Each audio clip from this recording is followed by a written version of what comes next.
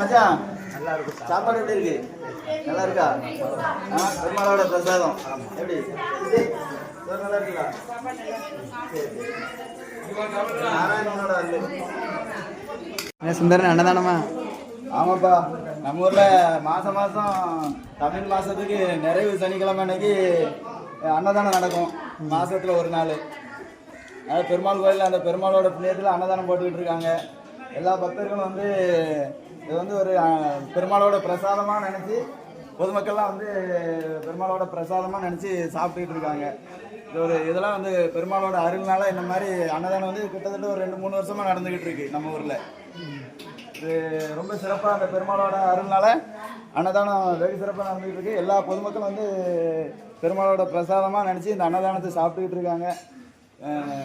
அன்னதானத்தில் கலந்து கொண்ட அனைத்து மக்களுக்கும் எம்பெருமானோட அருள் பெற்று நீடூழி காலம் நோய் நொடி இல்லாமல் வாழணுன்ட்டு பெருமாளை பிரார்த்திக்கிறேன்.